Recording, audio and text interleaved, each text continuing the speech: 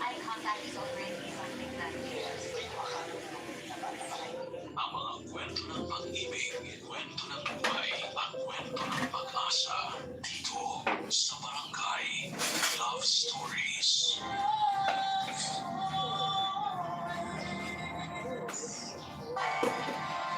Minsan, mahihirapan tayong malaman kung ano ba ang lugar natin sa buhay ng isang tao.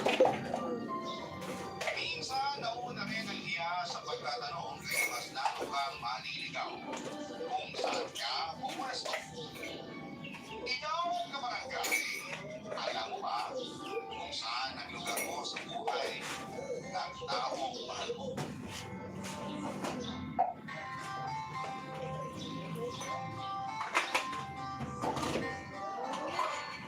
Hirap mapanood. Ako nga pala si Maridoni, 30 anyos, wala nga inipatin na ako sa boyfriend kong si Drew. Mas matanda siya sa akin ng 10 taon. Nakatira ko sa bahay niya, 28 years old lamang siya noong ginagawa niyang bahay na yon sa tulong ng kanyang ibang asawa na si Jeff. Sa ibang bansa kasi silang pareho noon ng ilang taon bago nagpasyang manatili na lamang sa Pinas matapos magawa ang bahay ng gusto nila. 5 years ago lang nung namatay ang asawa niya. Wala silang natitira kaya nasolo nito ang buong bahay. Hindi na nga sana siya mag-aasawa ba dahil masyado siyang nakalungkot sa pagkamatay ng kanyang dating asawa. Kaya lang nung nakilala niya ako ay sinubukan niya ulit na maging matapang. Binuksan niya ulit ang kanyang puso. Nagmahal siyang isang taon pa lang naman kaming magkarelasyon sa ngayon, Papa Dudut, pero naramdaman na namin na kami na talaga yung pagiging magkasama sa panghabang buhay. Hindi na kami mga bata para hindi magseryoso. Kaya nga nung live na in-offer niyang magsama na lamang kami sa isang bahay, umayag. Sayang din naman kasi ang ako na lang ang umako ng bayad sa mga bills sa bahay bilang tulong kay Drew. Lalo't hindi rin naman ganun kalaki ang kinikita niya kumpara noong nasa ibang bansa. Mas malaki ang sahod ko kesa sa kanya. Kaya kung meron mang mga gastusin sa bahay, ako na ang nagbabayad. Wala naman yung problema sa kanya, basta ang kanyang isipan sa ganung klase ng setup namin, papatulog.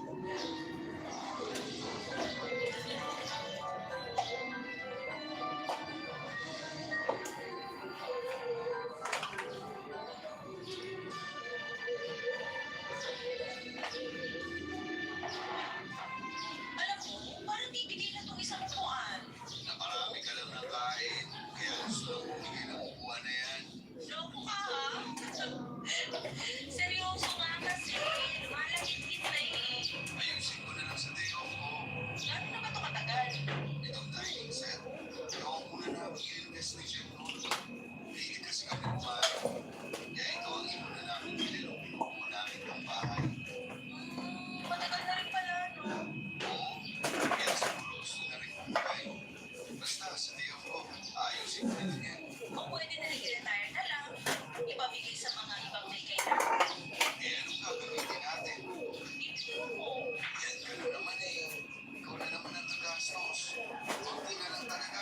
Hindi ko na mararamdaman ang pag-alala. Oo, kaya wala ko pa okay na tayo sa setup natin.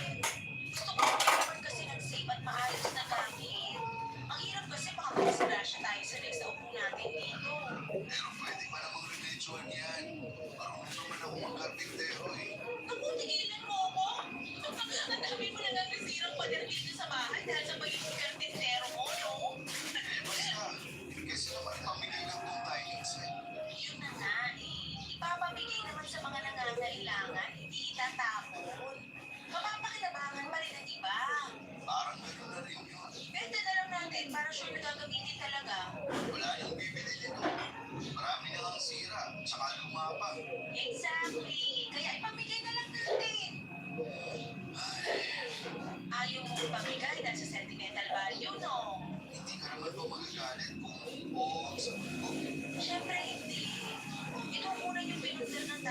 mag-asawa eh. Marami na kayong memories na nabuo habang kumakain dito. Hirap lang talaga ako makapag-let go kasi ng mga gamit. Lalo kung naging parte na ng buhay. Kahit sabihin pang sira na o pwede lang itapon. Diyan talaga tayo nagkakaiba, no? Kasi ako, hindi ako na-attach sa mga gamit. Kapag hindi ko na kailangan, ipapamigay o itatapon ko na kagad. Para ma-welcome ko yung bagong blessings. Yeah. Siguro nga, Yeah, maganda kailangan sa ko doktor. na pinagpapang tayo ng set. Tatawagan ko na lang yung nanay ni Jen. Ibibigay ko na lang sa kanya. Ikonta ka ba sa nanay ni Jen? Paminsan-minsan nakakapag-usap kami. Kinukumusta ko. Mag-isa na lang kasi siya sa buhay. Patay na yung asawa niya. Tapos wala na rin si Jen. Wala siyang ibang anak? Wala. Si Jen lang talaga ang naging anak niya. Kaya nag-uuro din ako kasi 65 years old na siya. Mag-isa na lang sa buhay. Pag may extra ako noon, pinapadala ko siya o kaya pinag-grocery. Ang bait mo naman pala talaga. Kasi siya, alam mo namang huli na ako sa mga magulang. Siya talaga ang nag-alaga sa amin ni Jen noon. Dito nga rin siya tumira dati. Oo, eh bakit siya umalis? Umalis lang after makremate si Jen. Sabi niya, hindi raw niya kaya tumira pa rito dahil naalala lang niya ang anak niya. Dito nga sa dining area sila madalas tumatambay na mag-inano. Mahilig din kasi silang magluto at kumain. Ang dami na palang alaala ng dining set na to. Parang kahit ako, ayoko na rin tuloy pamigay. Pero tama ka eh. Oras na rin para mag-let go. Tsaka mapapakinabangan naman yung nanay ni Jen to kung sakali. Ikaw, ano man ang maging desisyon mo? Teka, tawagan ko lang siya para malaman nila. Tsaka, okay lang ba kung ipagbigay ko na rin siya ng mga kailangan niya sa bahay?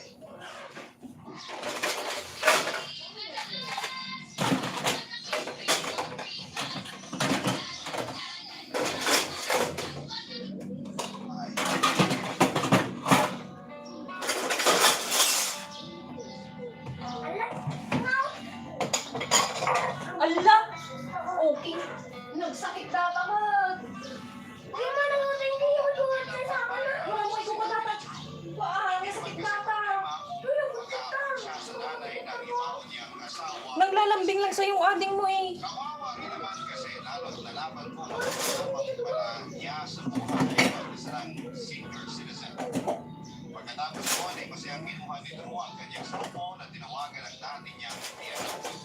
Ang tawag ni Drew sa kanya ang nagkakalit ang saya sa mukha ni Drew. Ang nakapag-usap silang dalawa.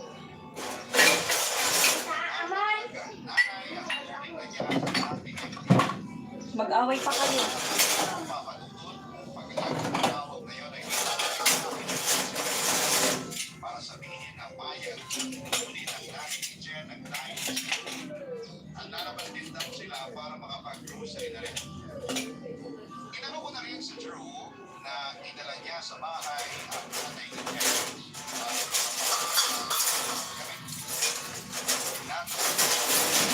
tinawagan muli ang nanay ni Jen. Pagkatapos noon, schedule na nila ang pagsundo sa kanya ni Drew. Sinabi ko na pwede siya sa katapusan ng buwan. Isasabay nilang din daw niya ang pagkukuha sa cellphone para sa pag-grocery. Tapos niya ang kanilang usapan, niyato ko si Drew at nagpasalamat dahil naging mabuti ako sa dati niya ang nanay ni Jen. Yeah. Nang sumapit ang katapusan ng buwan ay doon na kami nagkaharap ng nanay ni Jen. Sinundo siya sa bahay ni Rowan na pag-usapan na mananangalian muna sa bahay bago sila pupunta sa grocery store para bumili ng kailangan nito. Papansunog.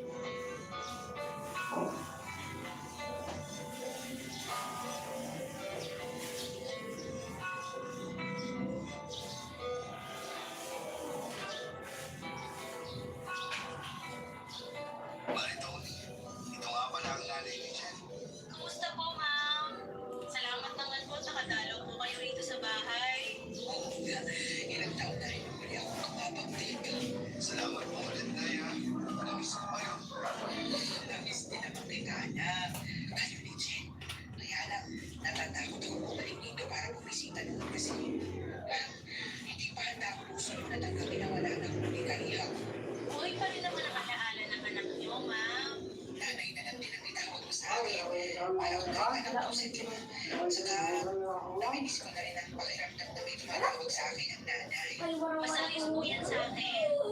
mas magiging ayos kung palagi kayong dadalaw dito.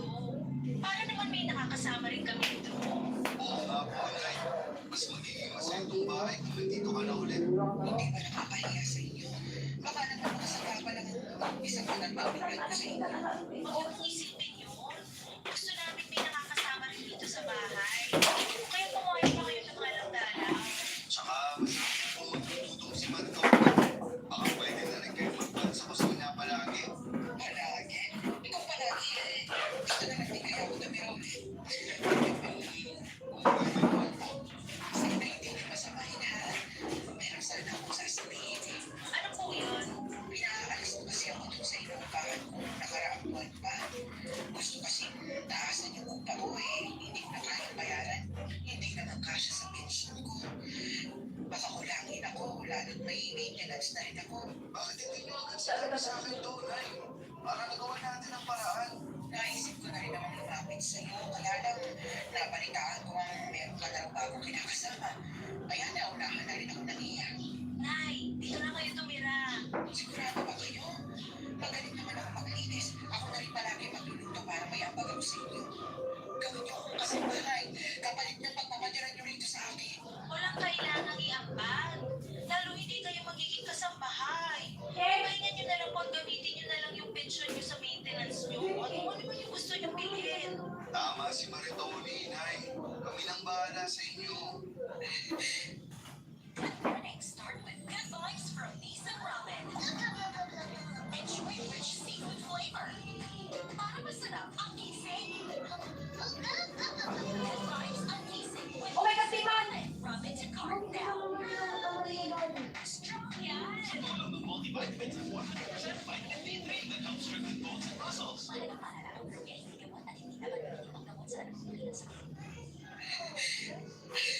Salamat mga anak ko. Hindi ko na talaga alam kung saan ako pupulutin pag tuluyan na akong pinaalis na sa inuupahan ko. Ngayon din po, habang naka-day off kami ni Drew, eh, kukunin na namin ang mga gamit nyo dun sa inuupahan nyo. Mga damit lang ang kukunin. Pwede naman tayo mamaya na lang. Wala naman ako ibang gamit dahil pinamigay ko na nung nalaman kong pinaalis na ako ng nagpapaupa sa akin. Puro damit na lang doon. At itong apo ni Jen. Dala niyo po ang order ng anak nyo? Dala niyo po yung apo ni Jen? Natakot ba kita? Hindi naman nagkukulto ang anak ko si Jen. Dinala ko lang talaga ngayon para makabalik din siya dito sa bahay nila dito. Ang tagal na rin kasi nung kinuha ko siya mula rito. Nabigla talaga ako nang ilabas ni Nanay ang urn o yung lalagyan ng abo ni Jen mula sa kanyang bag. Kaya naman pala parang bigat na bigat si Nanay sa dala niya. Pinakita niya sa amin at parang pinakilala sa akin ng pabiro ang abo ni Jen. Si Drew naman ay nagulat din. Inakala kasi niyang pinaanod na sa dagat ng nanay ni Jen ang abo nito. Kaya kinuha nito ang urn mula kay Drew pagkatapos mag-cremate. Kung akala ni Drew ay dinadalaw niya sa dagat ang abo ni Jen, pero hindi naman pala nakaabot yung doon. Tinago pala ng nanay ni Jen. Naiintindihan naman namin siya, Papa Dudut. Gusto lang daw talagang makasama ni nanay ang abo ni Jen. Pagkatapos noon ay inalalayan siya ni Drew para ilagay sa altar ang abo ni Jen. Nagdasal saglit si nanay habang nakaharap sa abo ni Jen. Pagkatapos noon ay hinarap kami at nagtanong muli kung ayos lang ba na dinala pa niya ang abo ni Jen sa bahay namin. Tumawa lamang kami ni Drew at pinagbigyan ang kahilingan niya. Maliit na bagay lang naman yun at saka malaki rin naman ang ambag ni Jen sa bahay nila ni Drew. Sino ba naman ako para pagbawalan ang abo niya roon, hindi ba? Nag-lunch na rin kami pagkatapos ng usapan. Sabay-sabay na rin kami umalis pagkatapos namin kumain para kunin na ang mga damit ni nanay. Dumaan din kami sa grocery para ipagbili naman siya ng mga pagkain na gusto niyang kukunin kapag nasa bahay na siya ulit nakatira. Mapadutot napakasaya ni nanay habang nagpapasalamat sa amin. Kumantuloy ang loob ko at pakiramdam ko ay nakagawa ako ng tama ng mga oras na yun. Mapadutot. Barangay Love Stories. Barangay Love Stories. Makalipas lamang ang 2 araw ay nakalipat na ng tuluyan ang nanay ni Jen.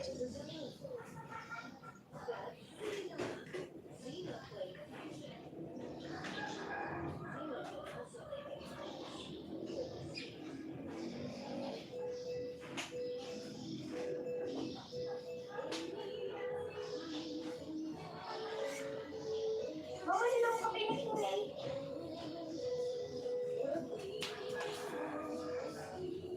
Kape-kape? Ig. You like this one? Ig.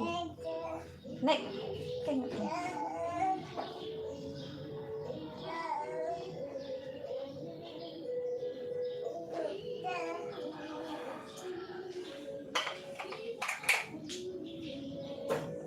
Ah? Agas.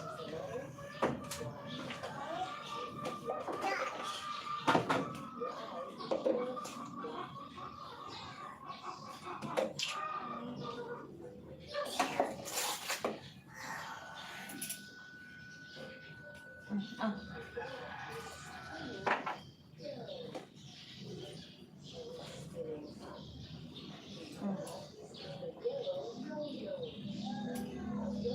May yo-yo.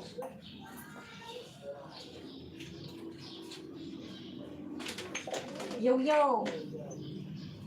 Ala, yun. Yo-yo. Dahil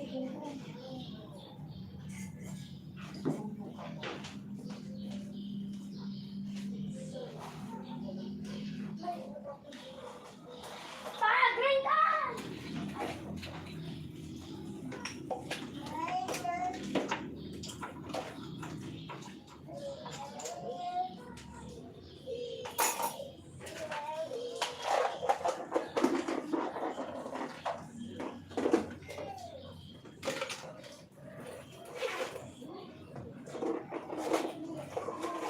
na Zoy. Zoy, Zoy.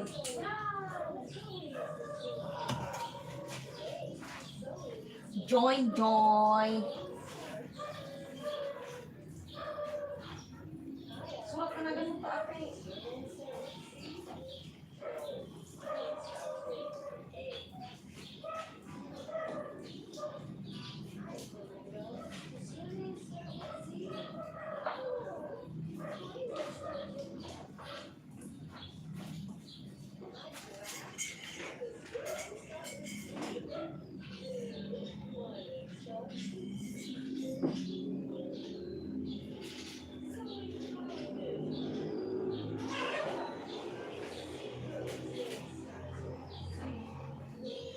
Oh my God!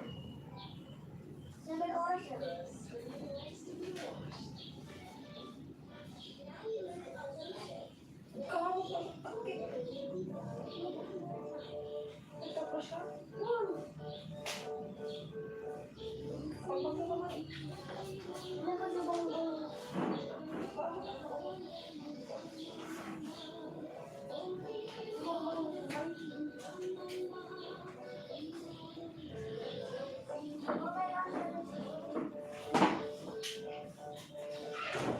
Ha?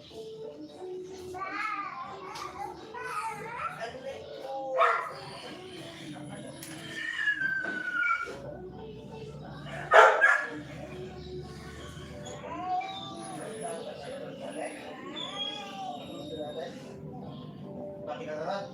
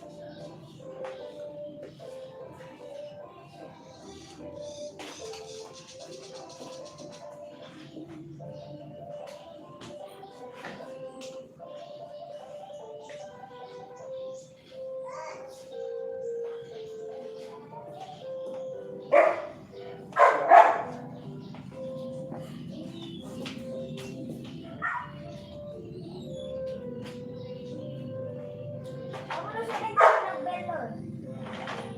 Ang pati nag-bell dyan, ikaw dalawa. Bell nun. No, 7:30 ang may ikaw.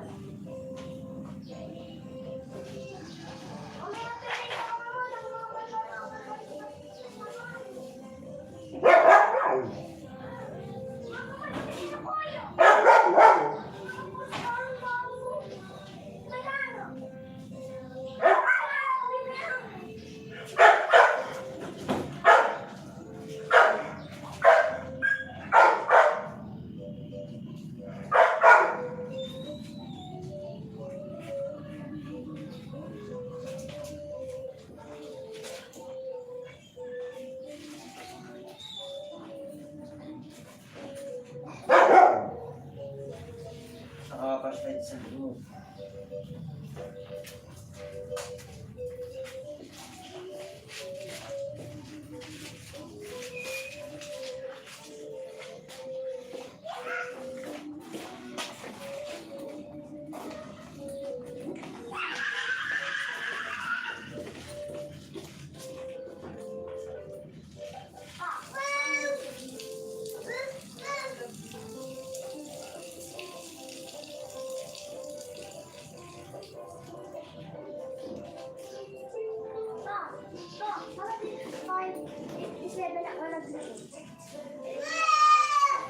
Bumibigay ko 5:30 na kayo ng mama.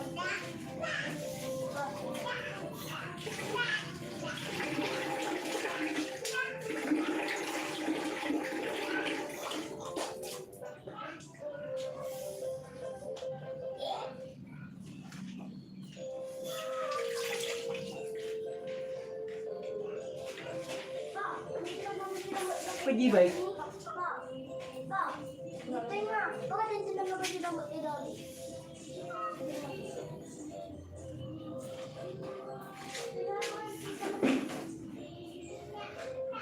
Ano ba na nakano? Lobat da? Hindi Lobat da, jay. in charge ng pagpiit. Yang di bagot mo, jay? Good. Di that may. Ay, sakit. At hindi sa akin. Hindi ko sa.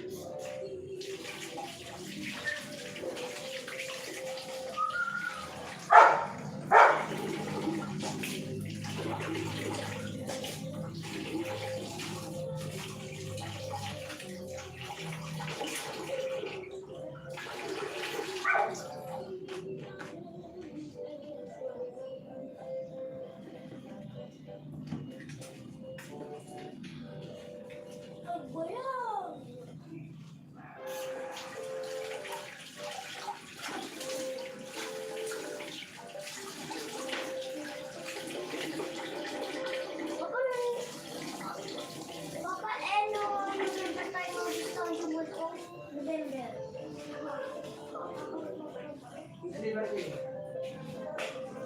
Bali araw. Dali, sino mo ni?